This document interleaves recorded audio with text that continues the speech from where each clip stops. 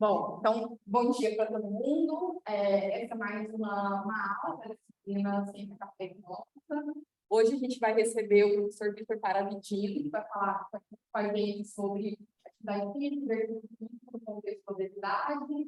Nesses últimos 2 semestres, né, a gente tem tido a obesidade como plano de fundo da disciplina, tratando de diferentes aspectos da atividade física, o exercício físico. Então, um componente importante para pensar e, enfim, tentar compreender essa questão e intervenções ou não relacionadas a isso.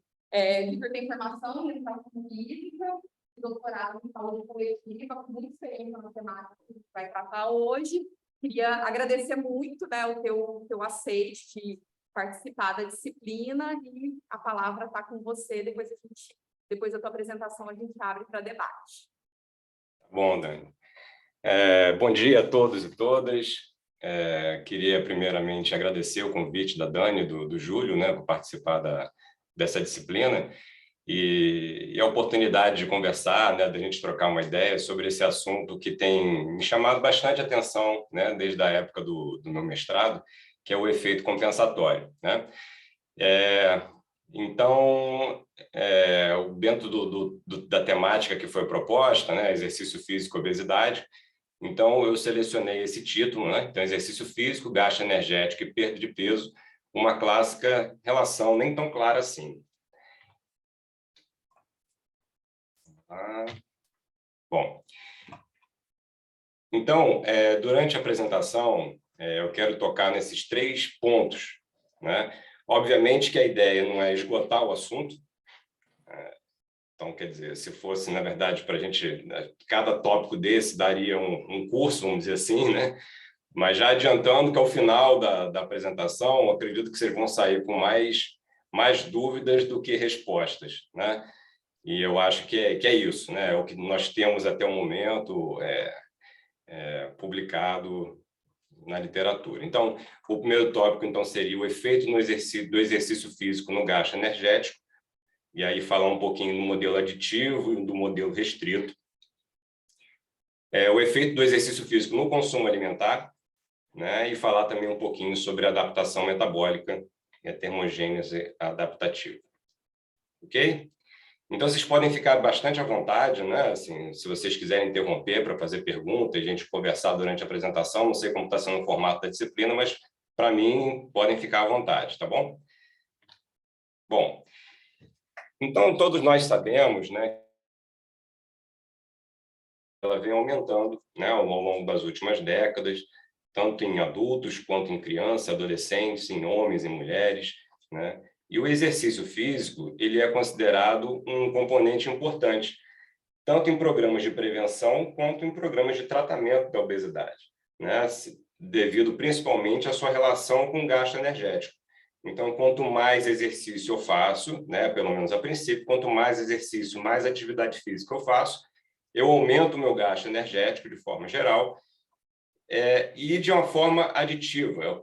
Na verdade, sempre se considerou ao longo de muito tempo, né, um efeito aditivo, né? Então, quanto mais eu faço, maior é o meu gasto energético e, consequentemente, eu teria a possibilidade de promover uma redução no peso corporal. Bom, então, de forma didática, a gente tem que o gasto energético ele pode ser dividido em 3 componentes, né? A taxa metabólica de repouso, que corresponderia a maior parte desse gasto energético, né? Em torno de 60% a 70%. O efeito térmico dos alimentos, que corresponderia, e é bem aceito, em torno de 10% do gasto energético total, e o gasto energético com atividades físicas, né? Que corresponderia em torno de 30%. Sendo que esse gasto energético com atividades físicas, a gente ainda poderia dividir entre aquele gasto proveniente do exercício físico, né, que é considerado as atividades que são planejadas, né, de forma mais estruturada, e o gasto energético com atividades físicas da vida diária, vamos dizer assim, tá ok? Então, se a gente for considerar uma mesma atividade, tá, então a gente vê o quê? Que quanto maior a duração e a intensidade dessa atividade, eu tenho um gasto maior, tá, da atividade. Agora, em se tratando de perda de peso, Não basta eu saber que a atividade promove um gasto aumentado conforme o aumento de duração e intensidade. Eu quero saber se essa atividade, acumulada ao longo do tempo, é capaz de me promover um déficit energético suficiente para a perda de peso. Tá? Esse estudo é um estudo antigo, né? Tem mais de 20 anos, mas eu acho que ele retrata muito bem isso que eu estou querendo mostrar. Então, o que ele fala? Que ele fez uma compilação de estudos, né? Uma revisão, e o que ele mostrou? Que os estudos com duração inferior a 16 semanas, tá? O que acontecia? 85%, né, do peso que era previsto, da perda de peso prevista, ocorreu, 85%. Tá? No entanto, em estudos acima de 26 semanas, apenas 30% do que se era esperado aconteceu. Tá? Então, ele fala o quê? Que os resultados de estudos a curto prazo revelam que o aumento da atividade física ele é positivamente associado à redução de gordura em uma relação de dose-resposta, mas que esse não é o caso para estudos com duração superior a 26 semanas. Então, na verdade, essa é uma curva clássica, né? A gente observa essa curva independentemente do tratamento que é utilizado. Então, seja através de restrição calórica, cirurgia bariátrica, e aqui no caso, através de exercício, é isso que a gente observa, esse formato em U, em V, né? Então, uma perda de peso no primeiro momento e um reganho de peso ao longo do tempo, tá? Aqui, esse estudo também é de 2008, mas é um estudo clássico, né? E serviu até como orientação para se estabelecer os futuros guidelines, né? Então, quer dizer, o que ele mostra aqui? Que a atividade física vigorosa, quanto maior a intensidade e duração da atividade, eu teria um maior percentual de perda de peso, né? E um reganho também mais lento ao longo do tempo. Tá? Então, tanto a intensidade aqui na esquerda, né? A intensidade e duração, e no gráfico da direita também mostrando um aumento da duração, também tendo essa consequência aí na perda de peso e no reganho. Essa é uma revisão mais recente, né? Então, o que eles fizeram aqui de 2021, né? Eles, na verdade, é uma revisão sistemática, onde eles incluíram somente ensaios clínicos, né? Então, ao todo foram incluídos 149 estudos, e o que eles perceberam? Que o exercício físico, né, o treinamento físico, ele é capaz de promover uma redução de 1,5 a 3,5 quilos no peso corporal. Tá? Isso no grupo de exercício, de uma forma geral, englobando tanto exercício aeróbico quanto exercício de força, versus o grupo sem nenhum exercício. E o que ele considera, que os autores consideram que isso é um efeito pequeno, um efeito modesto. Né? Então, a maioria dos estudos que observam, né, que avaliam o efeito do exercício físico na perda de peso, né, e quando consideram a longo prazo, eles observam um efeito pequeno. O que eles observaram também? Que não havia diferença entre as intensidades do exercício, quando, na verdade, se promovia um mesmo gasto energético. Outra coisa que eles observaram, nenhuma evidência para o efeito benéfico do exercício na manutenção do peso. Né? Então, isso, na verdade, vai de encontro a vários outros achados que nós já temos na literatura, que o exercício físico ele é um aliado, né, na prevenção do reganho de peso. E outra coisa que eles observaram também, que é uma alta variabilidade na resposta dessa perda de peso entre os indivíduos.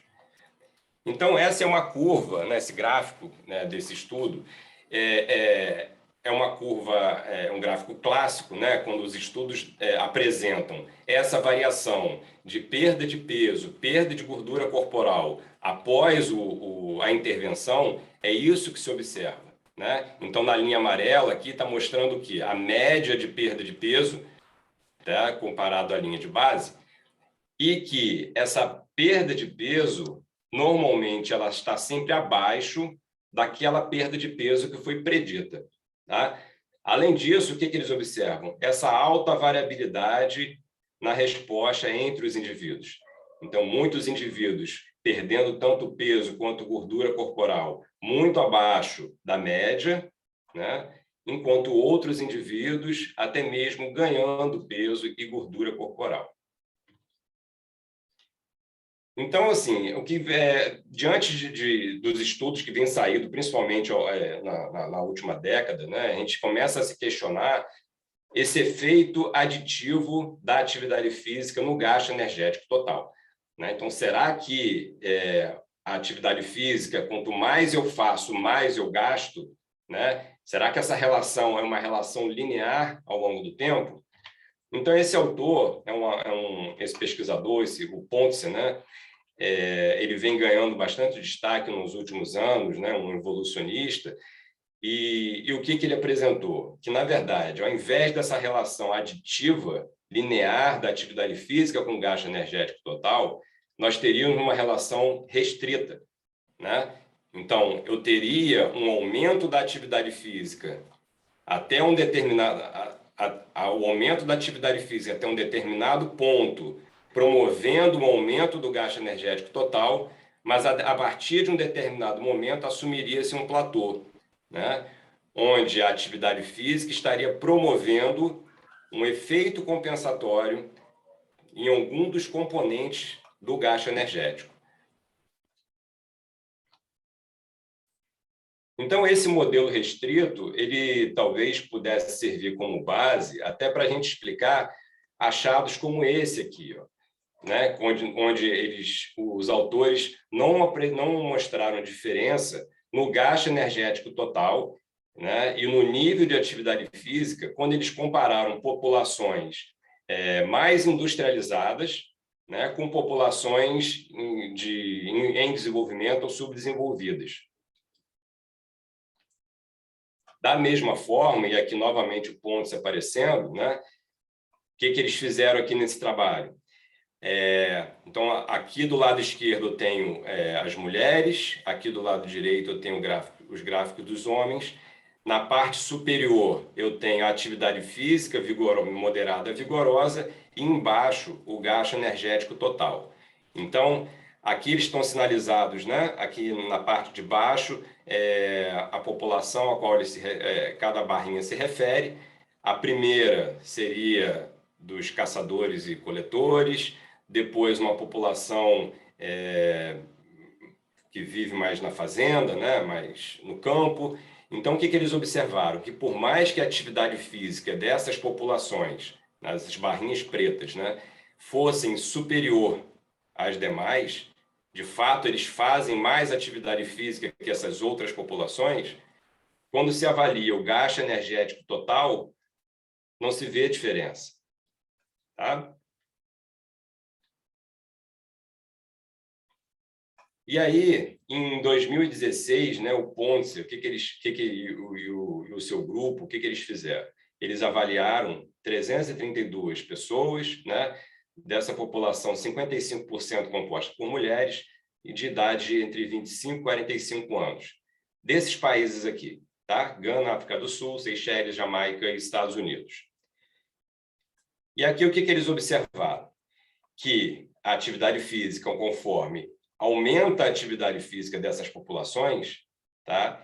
Eu tenho um aumento do gasto energético total até um determinado ponto, e aí depois essa curva ela tende a assumir um platô, tá? E que esse ponto foi considerado aqui de 230, essa aqui é uma unidade de Couts, né, do acelerômetro, então Couts por minuto por dia.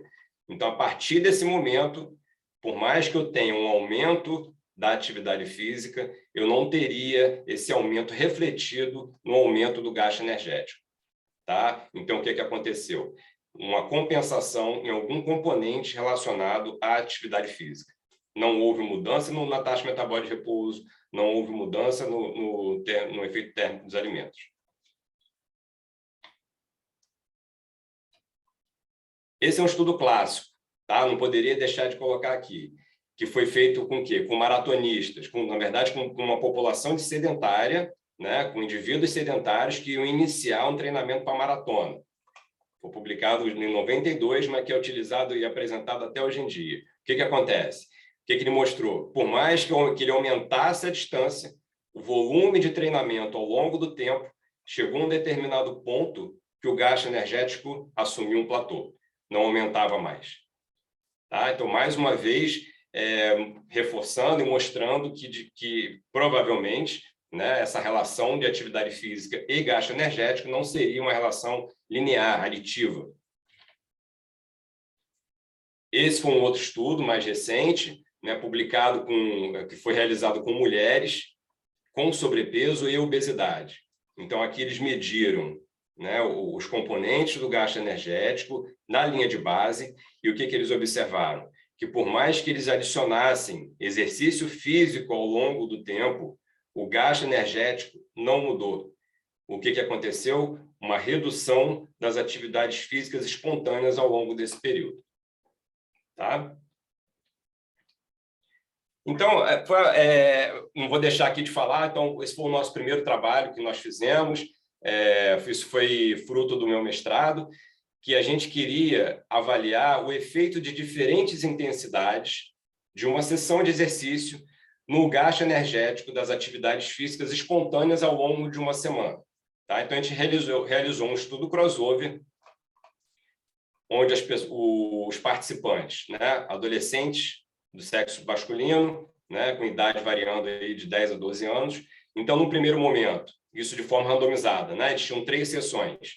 Em uma das sessões, eles fizeram a sessão controle, onde não teve exercício físico, e a gente colocou o acelerômetro neles e avaliou o gasto energético com as atividades físicas ao longo de 6 dias. Tá? No segundo momento, eles foram submetidos a uma sessão de exercício moderado. 1 hora de exercício moderado. Fizeram no primeiro dia e foram acompanhados com acelerômetro também ao longo de 6 dias. E no terceiro momento, uma sessão de exercício vigorosa. Da mesma forma, foram acompanhados ao longo de 6 dias. O que a gente observou? Nas primeiras 24 horas, tá? Então essa curva aqui se refere, aqui no eixo X nós temos o tempo, no eixo Y o gasto energético com atividades físicas, tá? Estimado através de acelerômetro. Essa curvinha contínua se refere à sessão controle, a tracejada à sessão moderada e o pontilhado à sessão vigorosa. Tá? Então, o que nós fizemos aqui? Aqui nós temos hora a hora desse gasto energético acumulado. Então, eu peguei a primeira hora, somei com a segunda. Aí tem um pontinho aqui. A primeira, a segunda e a terceira, tem um pontinho. A primeira, a segunda e a terceira, e assim sucessivamente até as primeiras 24 horas pós-exercício, tá? Então, por mais que eles tenham apresentado uma diferença de gasto energético na primeira hora, tá? Aqui eu não coloquei nenhum asterisco, não está sinalizado p-valor nem nada, mas acreditem, aqui nós temos uma diferença entre os grupos de exercício comparado ao grupo controle. Não houve diferença entre as sessões de exercício, tá? Então, a primeira hora correspondendo à sessão do treinamento. Ao longo do tempo, não houve diferença nessa curva. Tá? Então, não houve compensação nenhuma nas primeiras 24 horas. No entanto, quando a gente observa dia a dia, tá? Então, aqui eu tenho o gasto energético com atividade física do primeiro dia, do segundo dia, não mais acumulado. Tá? E o que a gente observou? Que quem fez exercício, seja ele moderado ou vigoroso, apresentou uma redução desse gasto energético com atividades físicas ao longo dessa semana. Ok? Mas essa redução não foi suficiente para, ao final de 6 dias, zerar esse gasto energético. Ou melhor, tornar esse gasto energético com atividade física igual à sessão controle. Então, mesmo que eles tenham compensado nesse período aqui, ainda ao final de 6 dias, eu somando dia a dia, eu tive ao final de 6 dias um gasto energético maior do grupo que fez exercício comparado ao grupo controle. Tá ok? Numa segunda análise, o que a gente queria saber? Bom, então eu já sei que houve compensação. Quem fez exercício moderado ou vigoroso apresentou essa compensação. Mas o que aconteceu, na verdade? Né? Será que eles reduziram a atividade leve? Será que eles reduziram o moderado? Aumentaram o sedentarismo? O que aconteceu? E o que a gente observou? Que o grupo que fez exercício reduziu a atividade física moderada, reduziu a atividade física vigorosa e, o mais importante, pelo menos na minha opinião, é o aumento de comportamento sedentário. Tá? Então, por mais que vários estudos já estejam mostrando, né, que a gente consegue eliminar, né, parte do efeito maléfico do sedentarismo através da prática da atividade física, nós temos ainda uma parte, né, né, prejudicial, adversa à saúde, né, associado a desfechos negativos, né, que são independentes da prática da atividade física. Tá? Bom, então, assim, né, da década de 2000 para cá, então, algumas revisões elas foram publicadas, né? Então, essa revisão sistemática que foi publicada em 2013, exatamente para avaliar o que se o exercício ele promoveria uma alteração na atividade física, né, subsequente, ou no gasto energético com atividade física, isso em adultos saudáveis. E o que eles apresentaram? Uma evidência pequena que suporte a hipótese que o exercício, né, prescrito, ele alteraria ou diminuiria a atividade física subsequente. Essa outra revisão sistemática, né, com meta-análise, só de ensaios clínicos, que foi publicado em 2016, também apresenta o quê? Que não existia, né, que não teve um aumento substancial, significativo, uma mudança importante nas atividades físicas espontâneas, tá? Durante um período de treinamento. Eles observaram também o quê? Que sessões mais longas promoveram redução na atividade física espontânea, um treinamento mais longo, enquanto que uma intervenção mais longa foi associada a um aumento dessas atividades físicas espontâneas. Tá? A gente, no entanto, observou uma série de limitações nessa revisão e a gente escreveu uma carta ao editor apontando essas limitações.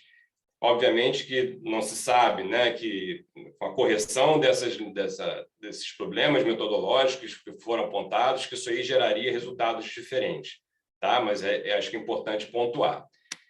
E essa outra revisão, publicada em 2017, que relata, né, que tem se acumulado evidências, né, que a adoção de uma rotina regular de exercício físico, ela leva à compensação, seja ela comportamental, né, seja ela reduzindo atividade física, seja ela aumentando o consumo alimentar, ou seja metabólica, seja fisiológica, tá, que possa reduzir a perda de peso esperada ao longo do tempo. E agora, mais recentemente, esse mesmo grupo de autores avaliou o quê? O efeito do exercício, não mais no gasto energético com atividades físicas ou na atividade física, e sim na taxa metabólica de repouso, no gasto energético basal. Então, eles utilizaram até o momento foi a análise com o maior número de indivíduos, né, que tenham dados de água duplamente marcada, tem o maior banco disponível para fazer esse tipo de análise. Então, foram 1.754 adultos, desses 1.062 mulheres, com idade de 18 a 96 anos, nas condições habituais de vida. Tá? Então, eles avaliaram o gasto energético basal através da calorimetria e avaliaram o gasto energético total com água duplamente marcada. Então, o que eles observaram? Uma compensação no gasto energético basal de 28%. Então, apenas 72% da energia extra com atividade física em um determinado dia era somada ao gasto energético total. Tá? Não observaram diferença entre homens e mulheres em termos de compensação, não observaram diferença entre jovens e idosos nessa compensação, mas observaram que quem estava no P10, no percentil 10 da distribuição do IMC, compensava em torno de 27%. E indivíduos no percentil 90 da distribuição do IMC, compensava 49%. Né? Então, obesos, pelo menos nesse estudo, mostrando uma maior chance, né, de compensar devido ao aumento da atividade física. E aí a gente pode até se perguntar qual é o preço que se paga com isso. Né? Então, será que eu teria uma redução na atividade do sistema imunológico, né? Será que isso, de alguma forma, comprometeria a atividade reprodutiva, né? De alguma forma, comprometeria a recuperação de lesão, inflamação? Então, ainda a gente não sabe, né? Como muitas coisas ainda nessa área da compensação ainda precisa ser investigada. Então, eu finalizo a primeira parte, né? Então, com esses pontos que ainda a gente precisa investigar, então, muito pouca clareza se tem até o momento. Então, se o gasto energético total for restrito, qual é esse teto, né? Existe diferença entre os indivíduos? Esse teto muda com a perda de peso? Esse limite seria diferente em indivíduos com peso normal, indivíduos com obesidade? Esse último estudo, né, do grupo do Pontzer mostrou que sim, indivíduos mais obesos apresentam uma compensação maior. Esse limite é estável ou pode variar com o envelhecimento? Esse limite seria diferente entre respondentes e não respondentes a um programa de exercícios que se destina a induzir a perda de peso? Qual é o impacto de diferentes tipos, intensidade, duração, frequência e volume de exercício nessa alocação dos componentes do gasto energético total? Fazer exercício de manhã e à noite tem o mesmo efeito no gasto energético total? Então, tudo isso são perguntas ainda que precisam ser esclarecidas, né? Então, por mais que a gente tenha algum outro estudo que responda, talvez parcialmente, essas perguntas, isso ainda precisa ser melhor investigado. Então, entrando no segundo tópico, né, a gente pode se questionar também, né, o efeito do exercício físico no consumo. Tá? Então, essa história, né, da relação do gasto energético com o consumo alimentar, isso começou lá na década de 50, com esse autor, esse pesquisador, o Ed Romb, onde eles já diziam que as diferenças entre o consumo devem se originar-se nas diferenças do gasto energético. Então, um aumento do gasto energético, né, estaria associado ao aumento do consumo alimentar. Então, esse outro autor, né, que também foi um grande autor nessa década e pioneiro nessas investigações, nesse estudo com trabalhadores indianos, o que eles observaram? Que aqueles trabalhadores da fábrica que tinham um gasto energético maior também apresentavam um consumo energético maior, né? Ao mesmo tempo, né, aqueles que tinham atividades mais sedentárias também apresentavam um consumo energético maior. E, posteriormente, o John Blundell, né, nos seus estudos de 2011, 2015, esse aqui particularmente de 2015, o que ele revisita essa curva, né, e propõe que, na verdade, essas duas áreas podem ser consideradas uma zona de regulação, uma zona regulada, e uma zona que não era regulada. Então, a diferença estaria que aqui em cima, com alto fluxo de energia, né, proveniente do gasto energético, do exercício físico, eu teria um melhor controle do apetite e, consequentemente, do consumo alimentar, o que não acontecia nessa zona mais dos indivíduos que apresentavam comportamentos mais sedentários, tá? Como que apresentavam aqui no caso o maior risco de obesidade. Então, algumas revisões, né, foram publicadas ao longo desse tempo. Essa foi em 2013, e o que ele já mostrava aqui? Que aumentos compensatórios no consumo são, pelo menos, parcialmente responsáveis pela pequena magnitude de perda de peso induzida pelo exercício aeróbico. Essa meta-análise já investigou o efeito agudo, tá? Então, o exercício, será que promove um aumento subsequente do gasto energético, do consumo alimentar? Então, o que eles mostraram? Que o exercício não aumenta e nem diminui, em sequência a uma sessão de exercício, tá? Mas sabemos também que o exercício vigoroso, ele possui um efeito que é chamado de anorexia induzida pelo exercício, que já foi demonstrado em alguns trabalhos, só que esse efeito é um efeito transitório, né? E alguns relatos que isso duraria em torno de 15 minutos. Essa foi uma outra revisão também publicada em 2014, e aí, tentando estratificar um pouquinho aqui a duração dos estudos, o que eles observaram?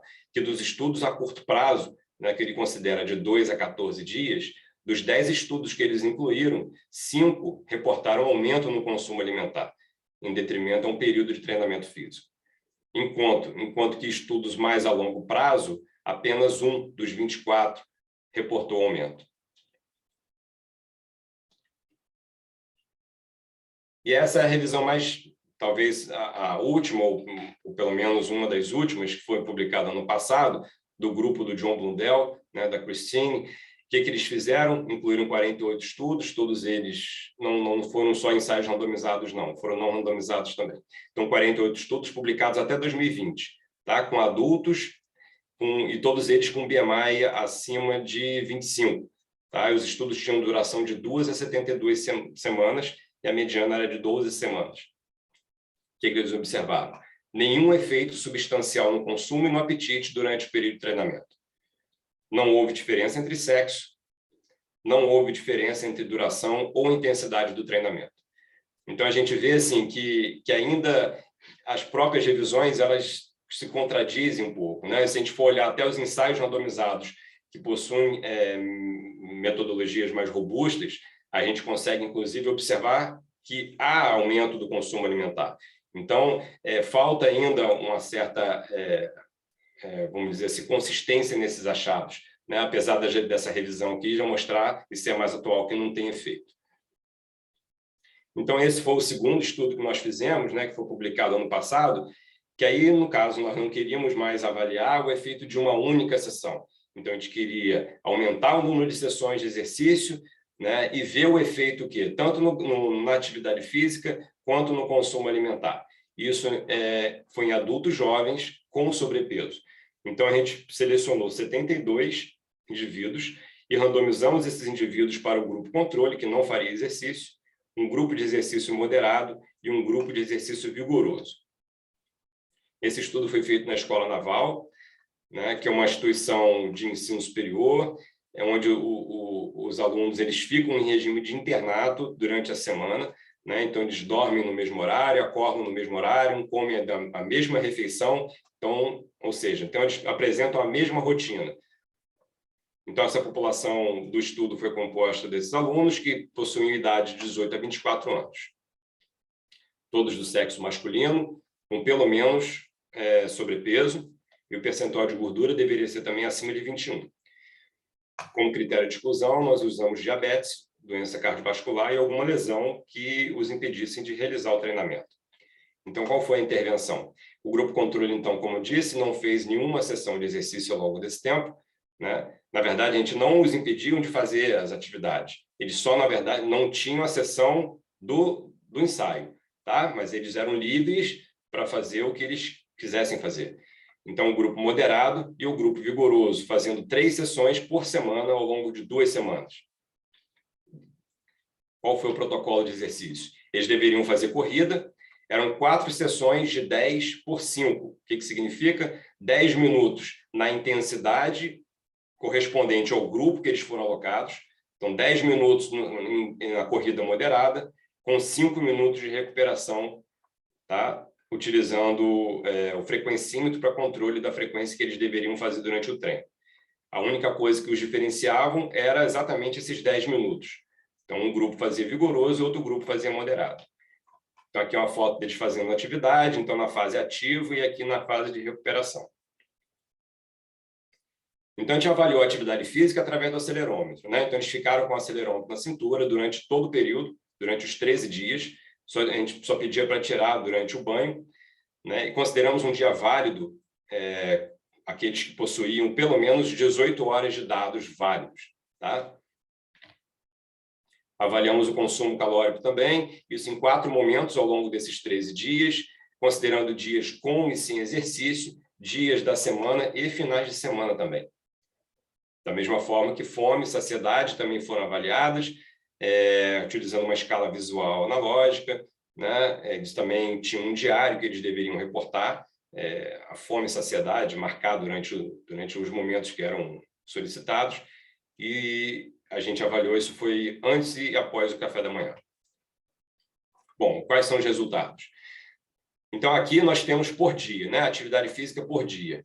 Então, mais uma vez, aqui nós não vimos diferença da atividade física entre os grupos de exercício, tá? Então, a gente acredita que, muito provavelmente, eles estejam fazendo atividade muito próxima ao limiar entre as zonas de intensidade. Então, por isso que está fazendo com que eles fiquem bem próximos aqui, tá?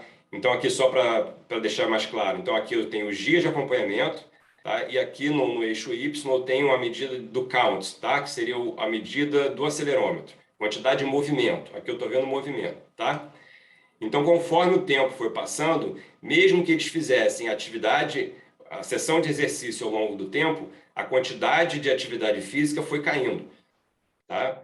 E, mais uma vez, mesmo que a gente observe essa redução da atividade física ao longo do tempo, essa compensação não foi suficiente para que, ao final de 13 dias, esses grupos ficassem iguais, tá? Então, aqui eu tenho o dia a dia acumulado.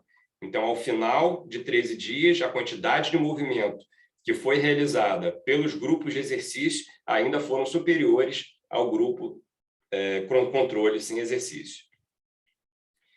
Não observamos diferença no consumo, tá? Então, assim, a taxa de variação do consumo ao longo do tempo ela foi semelhante entre os grupos. Mas observamos um efeito de grupo. O que significa? Que o grupo moderado, aqui representado pela linha tracejada, ele foi superior desde a linha de base ao longo desse período inteiro. Então, provavelmente foi isso que fez com que eles reduzissem o peso corporal, tá? Então, o grupo, na verdade, vigoroso, mesmo compensando com a atividade física, eles apresentaram aqui uma redução maior do peso corporal comparado aos outros dois grupos. E aí vocês podem perguntar, bom, mas se eles, na verdade, fizeram basicamente a mesma quantidade de movimento, né, mesma quantidade de atividade física, por que o grupo moderado está aqui em cima? Então, foi exatamente por isso. A gente acredita que esse efeito de grupo, né, o fato de eles apresentarem um consumo calórico elevado ao longo de todo o período, desde a linha de base, fez com que isso não se transformasse em perda de peso. A fome e a saciedade, nós não observamos diferença. Então, é a fome antes do café da manhã, tá? E saciedade após o café da manhã.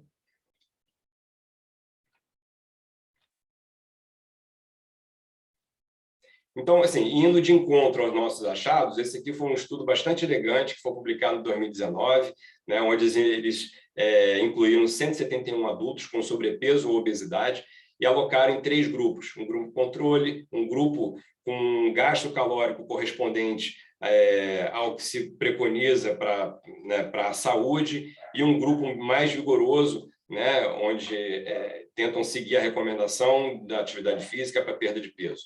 Então, a intensidade foi moderada a vigorosa, em 65% a 85% do VO2 de pico, durante 24 semanas. O que eles observaram? Que a perda de peso, tá, no grupo moderado foi 36% do valor predito. E a perda de peso do grupo vigoroso foi 40% do predito. Não houve compensação da atividade física, diferentemente dos nossos achados. Mas houve compensação no consumo calórico. Tanto o grupo moderado quanto o grupo vigoroso apresentou um aumento do consumo calórico por dia. E olha que interessante. Deixa eu puxar aqui a barrinha.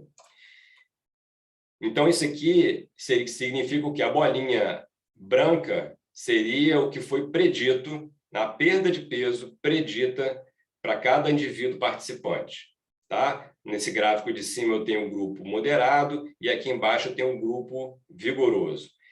E as bolinhas pretas, os losangos pretos, correspondem a real, né? o resultado real que eles tiveram. Então, o que eles observaram? Que pelo menos 57% do grupo teve alguma perda de peso, tá? Sendo que 76% apresentou algum grau de compensação. E quando eu aumento a intensidade, o volume semanal, o que acontece? Eu tenho mais indivíduos que perderam algum peso corporal ao longo desse tempo, no entanto, mais gente compensa. Tá? Então, 90% tiveram algum grau de compensação. Ou seja, a perda de peso esperada né, a perda de peso alcançada, ela foi menor do que aquela que foi predita. Então, essa é uma curva clássica, né? Então, já é a terceira que eu já estou apresentando aqui, né? Então, a variabilidade na resposta entre os indivíduos é muito grande. Então, esse aqui foi um estudo que eles combinaram resultados de 2 estudos, né? 2 ensaios, um total de 530 participantes. Então, o que eles viram? Que os indivíduos que 9%, tá, desse grupo apresentaram que uma compensação energética menor do que 0%, significando que eles perderam mais peso do que era esperado para eles. Tá? Enquanto que 20% apresentou um grau de compensação de 0 a 50%.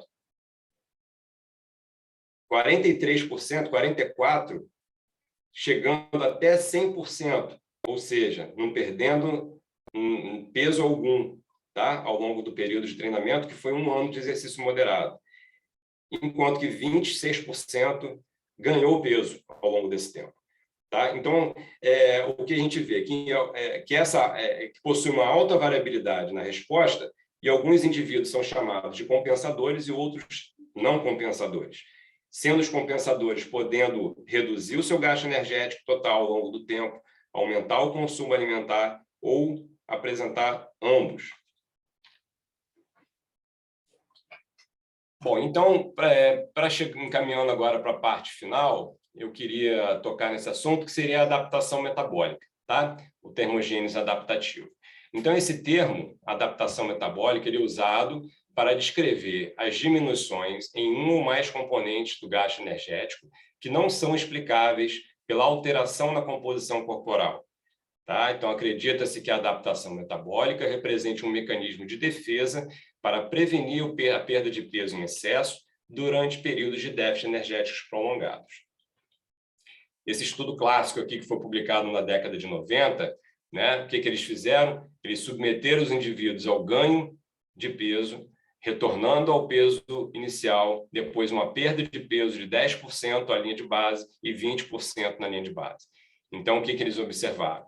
Que após um período de estabilização no peso que foi promovido, né, então, após um período de estabilização de 10% de ganho, o que eles observaram? Uma adaptação metabólica aumentada, ou seja, um gasto energético aqui acima, né, além do que era previsto pela variação da composição corporal. E quando ele perdia peso, quando ele promovia a redução do peso, então eles observavam o quê? Que o gasto energético, né, ou pelo menos um dos componentes do gasto energético total, reduzido, e essa redução era além da que era esperada pela variação da composição corporal. E não observaram nenhuma diferença quando se promovia 10% ou 20% dessa perda. Então, essa revisão publicada em 2020, né, então, ele questiona, a termogênese adaptativa, ela existe, né, após a perda de peso? Dos 33 estudos que foram incluídos, 27 reportaram a termogênese adaptativa, em pelo menos um componente do gasto energético. Observaram também uma alta variabilidade entre os indivíduos, um efeito pequeno nos estudos com alta qualidade, que ele considerou uma alta qualidade metodológica. E observou também que essa termogênese adaptativa ela era atenuada após um período de estabilização do peso corporal. Tá? Essa outra revisão, de 2009, né, do Nuno, além de considerar a existência da adaptação metabólica, essa revisão mostrou também que isso poderia ser um preditor para o aumento da fome e do consumo calórico. Mas como nem tudo são flores, né, em 2020, a Kátia, esse estudo na American Journal of Clinical Nutrition, não, o que ela falou? Que a adaptação metabólica ela não é uma barreira para a manutenção do peso. Por quê? Então, aqui, o que eles observaram? Após um período de perda de peso, né, ele observou que uma redução de menos 12 quilos, tá, após a intervenção, um ano após, 52% do peso perdido houve um reganho, né? e após 2 anos, 83%. No entanto, por mais que eles observassem essa adaptação metabólica, né, no período após a perda de peso, no período de 1 ano, né, no período de 2 anos, essa adaptação metabólica deixou de existir. Tá? Então, esse foi um achado desse estudo, e um outro também que ela publicou no mesmo ano, onde ela diz que a adaptação metabólica é uma ilusão, que está somente presente quando os participantes estão num balanço energético negativo. E para colocar mais lenha na fogueira, esse pesquisador ele resolveu avaliar, né, os participantes em uma edição, né, daquele programa The Biggest Loser. Então, o que eles... que foi acho que não sei se todo mundo conhece, um programa, né, de TV, na TV americana, onde se promove uma redução drástica, né, no consumo calórico, um aumento, né, bastante considerável na atividade física diária que eles fazem. Então, é algo bastante agressivo e, na verdade, ganha um prêmio quem perder mais peso. Então, o que eles observaram, né? Na linha de base, o peso médio era em torno de 149 quilos, né, dos participantes. Ao final da competição, 30 semanas depois, eles observaram uma redução em torno de 58 quilos. Tá? Após 6 anos, e isso aqui, com essa redução, eles observaram aqui uma adaptação metabólica, tá? Menos 275 quilocalorias dia. Ao final de 6 anos, boa parte desse peso foi recuperado. Então, em torno de 41 quilos eles recuperaram. No entanto, olha a adaptação metabólica. Aumentou consideravelmente, né? Então, eles observaram aqui um aumento da adaptação metabólica. Então, que vai de encontro aos achados do estudo anterior, que foi dos estudos anteriores que foram promovidos pelo grupo da Kátia. Tá? E o que eles falam no artigo? O porquê, né, dessa adaptação metabólica sustentada, né, ou aumentada ao longo desse tempo, ainda é um mistério. Mas aí, especificamente nesse estudo, o que eles observaram? Que na avaliação dos 6 anos, a mediana de atividade física, ela foi 80% superior, tá? Eles observaram um aumento de 80% da atividade física realizada na linha de base. Então, mesmo após esse período, os participantes tiveram um aumento da atividade física. Conseguiram manter essa atividade física após esse período. Quem estava abaixo da mediana dessa atividade física nesse período apresentava uma adaptação metabólica menor. Tá? Então, o aumento da atividade física ainda promoveu aumento da adaptação metabólica. Tá? E quem apresentava esse aumento da adaptação metabólica também apresentava uma taxa de reganho menor. Tá? Então, quer dizer, como que a gente vai explicar isso? Né? E os autores, na verdade, explicam que, provavelmente, isso está relacionado ao conceito de alto fluxo, né, que a atividade física aumentada poderia estar relacionada também à melhora no controle do apetite nessas pessoas. Então, para finalizar, né, estou chegando ao final, acho que a gente tem que deixar claro que, na verdade, esse é um sistema bastante complexo, né? Que aquela ideia de uma balança estática, onde basta a gente mexer em um desses componentes para a gente promover uma alteração no peso, na composição corporal, ela está provavelmente equivocada, né? E a gente já deve começar a assumir um balanço energético dinâmico, onde a alteração em um ou mais componentes de um lado estaria interferindo em todo o complexo, né? E também no lado oposto. Tá? Então, resumindo, o que acho que deveria, né, deixar para vocês. Então, evidências atuais vêm mostrando que a variável gasto energético ela é uma variável restrita.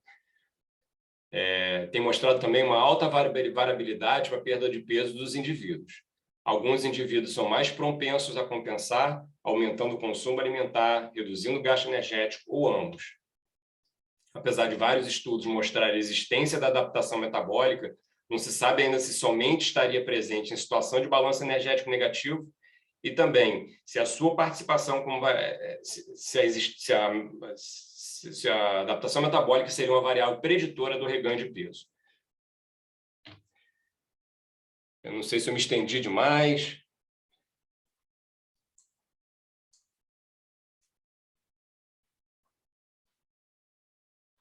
Foi ótimo, tempo ótimo. Super obrigada, Vira. De fato, você traz pontos super importantes para a gente discutir e pensar, né? Então, a sala está cheia, queria te dizer isso, não sei se você consegue ver, essa foi a sessão mais cheia do semestre. Que legal!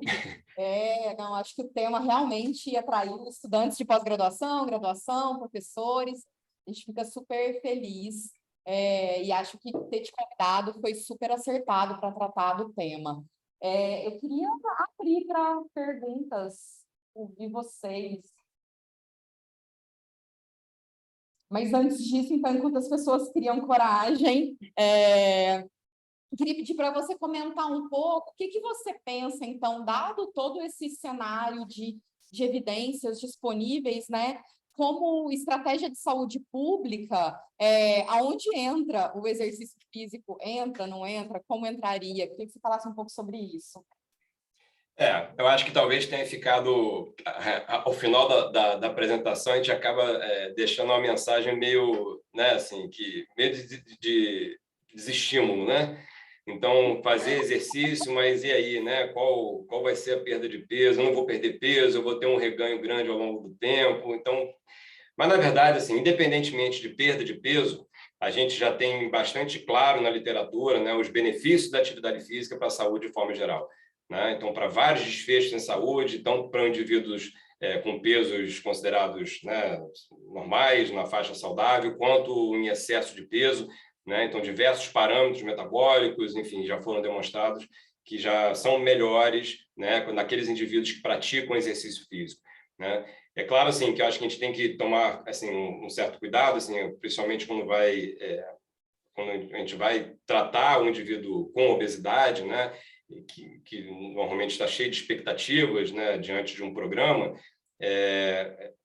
assim, ter uma certa cautela, né, e para não gerar muita ansiedade, né, e talvez, assim, passar uma idade, uma realidade mais próxima do que a gente tem observado, né? Então, assim, cada indivíduo pode ter uma reação diferente, né? Então, quer dizer, ter calma e a gente não sabe exatamente quais são as características que os levam a compensar, né? Então, quais são aquilo que realmente os resultados realmente que a gente vai ter a curto e médio prazo, né? Então, por mais que todos os cálculos sejam feitos, mas enfim, a atividade física deve ser estimulada independentemente de perda de peso, né? Devido a todos os benefícios que já têm sido documentados.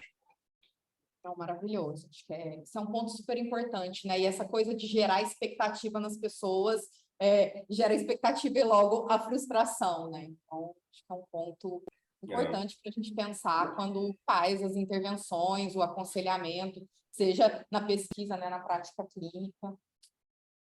E aí, galerinha? Vamos lá, gente. O negócio é legal quando vocês falam.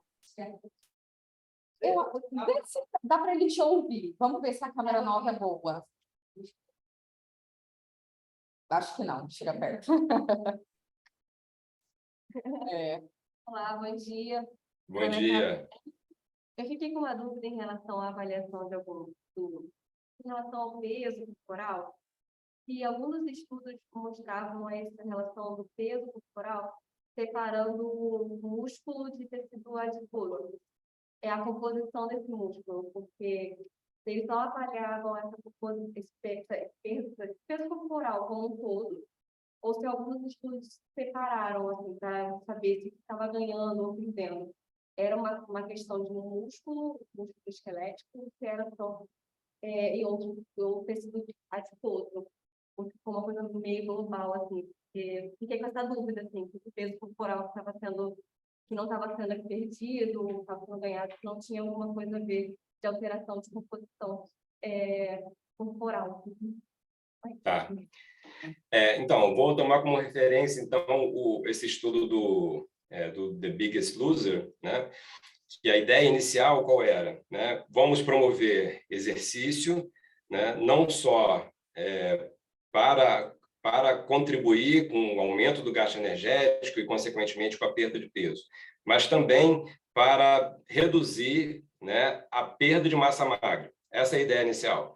Então, vamos reduzir a perda de massa magra, por quê? Porque a gente sabe que com a redução de peso, eu tenho redução da taxa metabólica de repouso, e que é altamente associada ao gasto energético, e se eu consigo preservar minha massa muscular, né, ou pelo menos reduzir menos a massa muscular, eu teria uma redução menor nesse gasto energético, tá?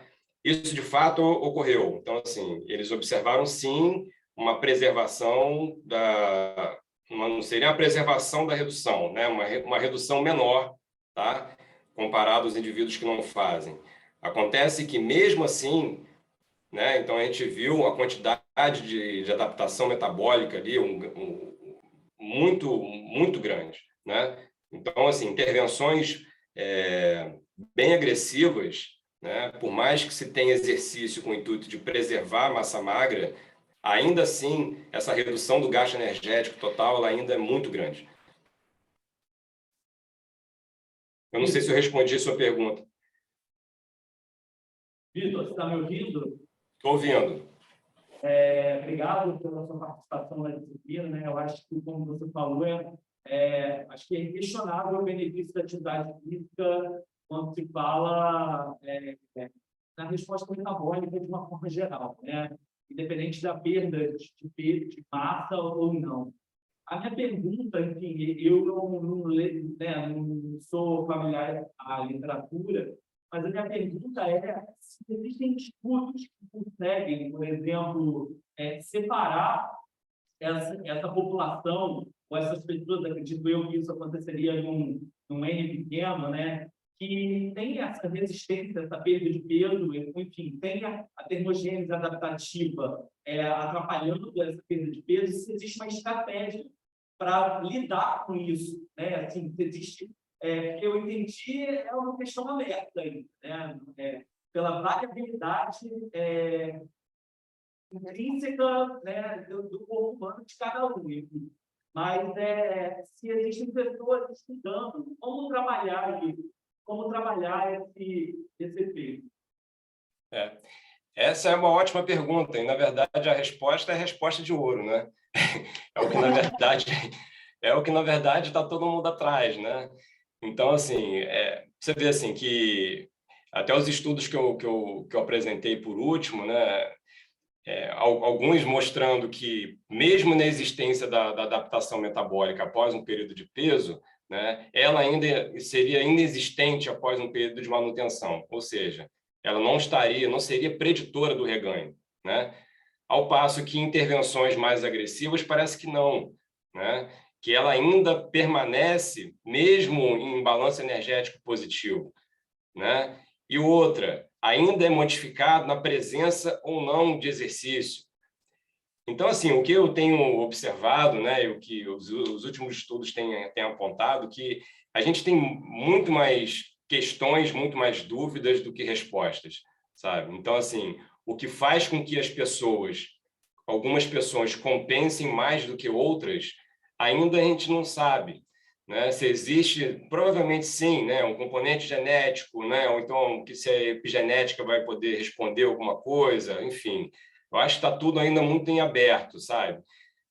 O que, na verdade, está mais consistente é que, de fato, existe, né, um gasto energético que seria menor àquele previsto, né, devido à perda de peso ao longo do tempo. Isso aí está mais consistente, né, na literatura. Então, vários estudos mostrando, de fato, que isso aí está acontecendo, né? Agora, por que alguns compensam mais do que o outro, né? O que vai fazer com que essas pessoas reganhem e outras não, né? Então, isso aí ainda está muito nebuloso ainda, sabe?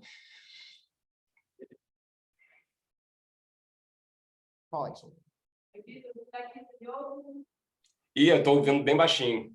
Qualquer mais perto. Deixa eu aumentar meu áudio aqui também. Não, tem que... Tá, vai ficar aqui. Tá. Eu vou colocar ele. Eu não estou igual a...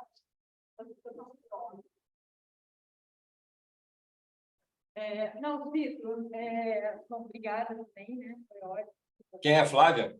Eu sou Flávia, eu sou professora aqui do Instituto, já troquei várias mensagens com você, a gente já se encontrou nos últimos meses, a gente já fez uma tentativa de você participar da banca de qualificação da Tatiana, que é minha aluna de doutorado.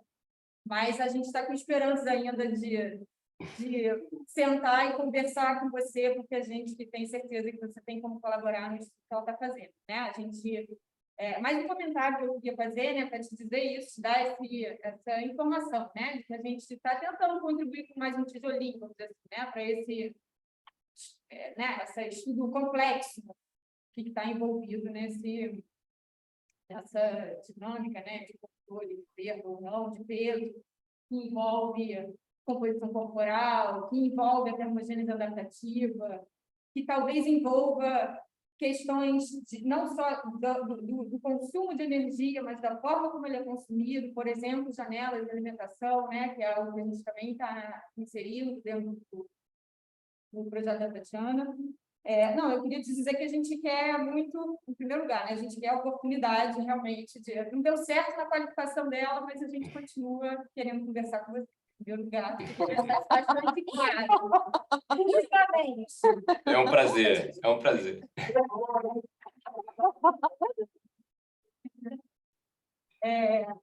Não, em segundo lugar, assim, porque realmente a gente entende que o tema é complexo, que ele não depende só do indivíduo, né? Essa questão toda da obesidade, da perda de peso, a gente está dentro de um instituto, né?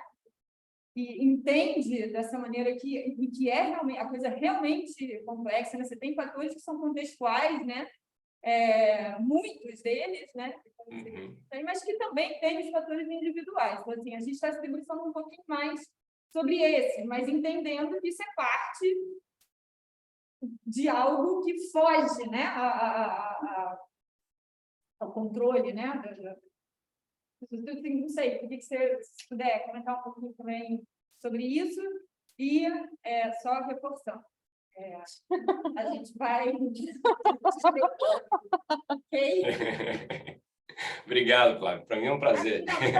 Só um detalhe, um detalhezinho adicional, né? Que assim, o contexto que a gente está trabalhando, assim, a população que a gente está trabalhando é de indivíduos com obesidade grave.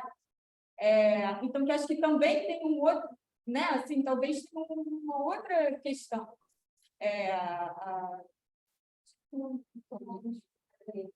Caroline comentou nessa questão da composição corporal, então, assim, ainda botar um desafio adicional. Você tem uma questão da composição corporal, a gente fala do músculo, a gente fala da gordura, mas a gente ainda pode ter questões, né, que está presente. Então, assim, infiltração de gordura no músculo, tem. Então, vários comentários diferentes para você se divertir. Obrigada. Obrigado a você, Flávia. Pois é, assim, a gente vê, é muito pouco tempo, né, para a gente falar são tantas coisas, né?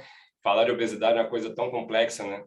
E aqui no caso, assim, eu me debrucei mais, como você falou, né, mais para questões individuais, né, levando mais para uma parte mais fisiológica, né? Mas de forma alguma eu quero cair assim na questão da culpabilização da vítima, né? Que na verdade o indivíduo obeso devido às ações que se toma, né? Acho que isso aí é muito mais complexo, né? E não tem como assim desconsiderar o contexto no qual estamos inseridos, né? Então, assim, eu acho que assim, é muito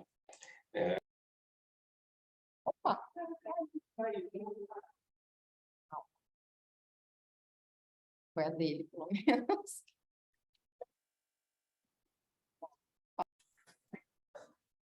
Eita, o perrengue da vida online, né?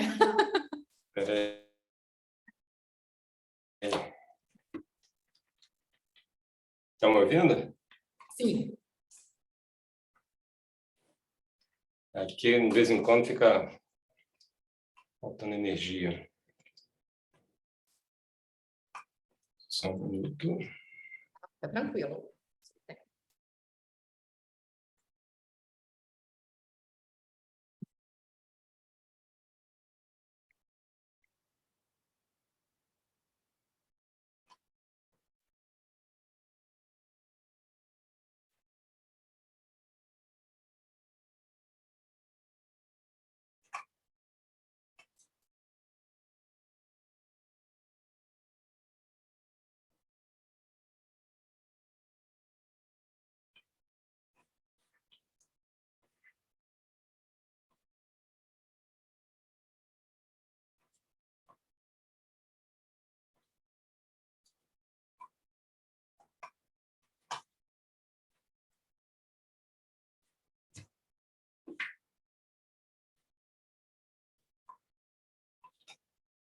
Bom, vamos lá. Desculpa, pessoal. Desculpa. Nada, fica tranquilo, acontece. A gente ficou aqui brincando que você estava fugindo tanto da Flávia, que foi a hora do cair energia.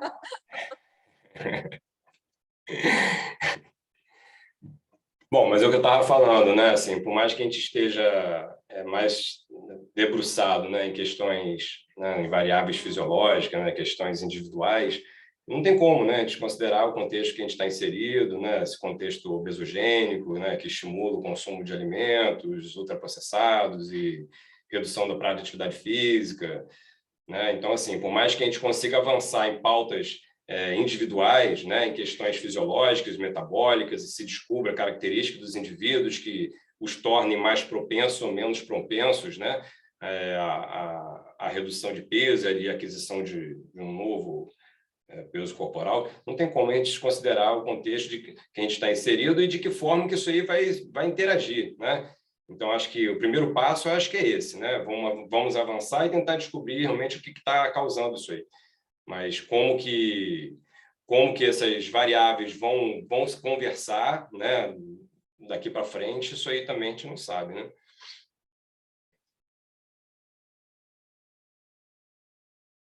Venha, Marcos, ótimo.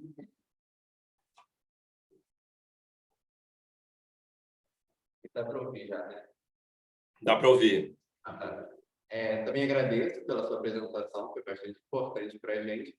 E eu queria perguntar, em relação a esses estudos que analisaram os indivíduos compensadores, se existe uma uniformidade assim, do instrumento que é utilizado para acessar esse aumento da ingestão, porque eu acho que talvez seria importante, já que existe toda essa variação individual, talvez olhar também para o que esse indivíduo que aumenta a ingestão de energia está ingerindo.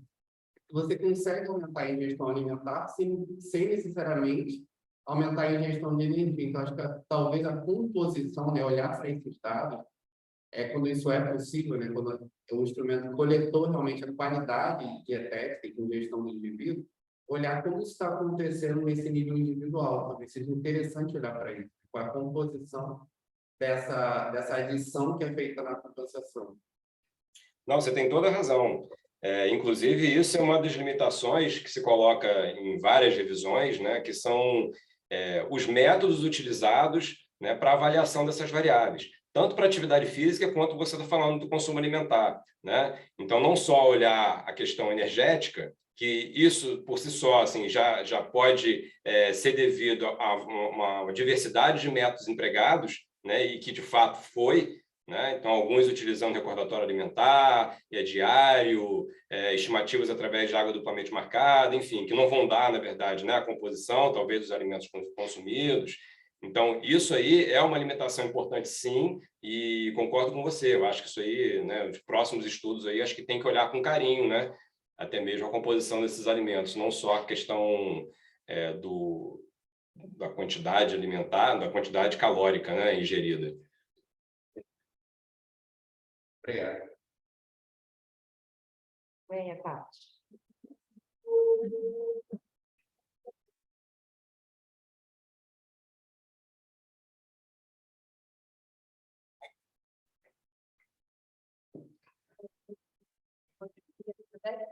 Eu sou 7 anos, sou aluna da Flávia. Você que fez a disciplina com a gente, né? Você que fez a disciplina com a gente, né? Foi, exatamente. Então, só queria fazer alguns comentários, assim, de coisas que eu fiquei pensando durante a sua apresentação. Uma delas é o efeito compensatório do exercício sobre a ingestão alimentar, que mostrou uma revisão que mostrava com atividade física em curto prazo e a longo prazo. E eu fiquei pensando que talvez um fator que seja confundidor aí seja a própria composição corporal no longo prazo, né? Que a curto prazo, a atividade física talvez não daria tempo, né, de modificar a composição corporal, e aí seria, de fato, um efeito compensatório da atividade física. Porém, a longo prazo, será que não houve modificações da composição corporal que justifiquem a ingestão alimentar, né, ser diferente? E a outra questão que eu queria comentar, que foi esse final da sua apresentação, em relação à termos de expectativa, que toda essa dificuldade de entender se acontece, se não acontece, se acontece depois da restrição calórica ou não. Um outro fato que torna mais difícil ainda entender é a própria metodologia da determinação da termogênese adaptativa, que vem sendo questionada também, né? Então, a gente fica mais ainda no escuro, né? Era só esses comentários que eu tenho sobre a apresentação. Obrigada. Não, você tem toda a razão. Assim, primeiro, você falando da questão do período, né? Assim, o que tem se observado que, aí falando primeiro da questão do gasto energético, quando você treina indivíduos sedentários, né, existe essa possibilidade de você aumentar o gasto energético, sim, sem haver compensação, tá? A partir do momento que esse indivíduo vai ficando mais treinado, aí que a questão começa, né? Isso aí, assim, aí você falando também da composição corporal, né? Essas coisas estão meio que assim, meio que misturadas, né? O quanto, na verdade, isso está atrelado ao gasto energético acumulado das sessões, tá? Ou o quanto isso que vai ser uma resposta da perda de peso, mesmo que seja aquém do esperado, né? Mas vai ser reflexo da perda de peso que se teve com o exercício, né? E provavelmente a adaptação metabólica promovida durante esse período, né? Foi o exercício, foi o gasto energético específico do exercício, foi a intensidade do exercício, enfim, foram variáveis relacionadas ao exercício, ou essa consequência é fruto da adaptação metabólica que vem também com o acúmulo de sessões e vem com a perda de peso com o exercício, entendeu? Então, quer dizer, essas coisas estão meio que misturadas, né? Isolar isso aí ainda é meio complicado, né? E outra coisa que você falou, os métodos utilizados, né, para você calcular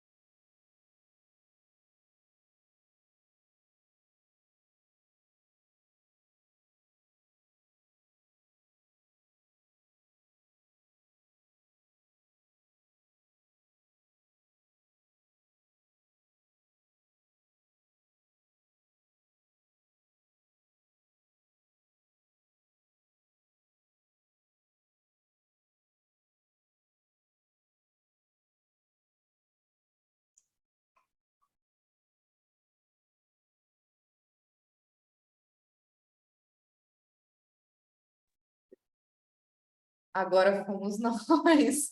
Agora foi aí. Ai, Jesus, tá puxado, mas vamos lá.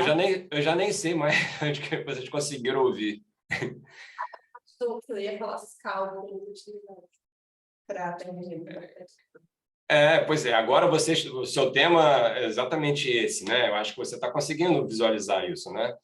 Então, quer dizer, é uma grande limitação. Eu acho assim, os estudos nessa área ainda são muito embrionários, né? Então, quer dizer, a gente está começando a entender tudo isso, né? Como que as coisas funcionam, vão surgindo novos métodos de avaliação e muitas dessas respostas diferentes, as discrepâncias encontradas podem ser daí mesmo, né? Dos métodos que são usados, né? Concordo com você.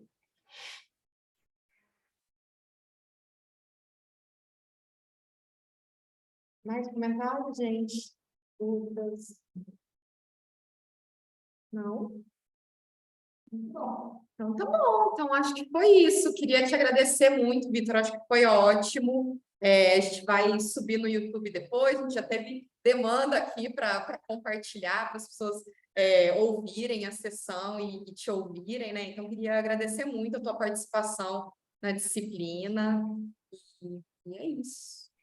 Eu que agradeço a oportunidade de poder contribuir um pouquinho e espero ter colocado pelo menos mais um tijolinho aí na disciplina e essa Com oportunidade para a certeza. gente poder discutir esse assunto aí que está gerando tanta curiosidade. Muito bom mesmo. Obrigadão. Obrigado você, obrigado, Júlia.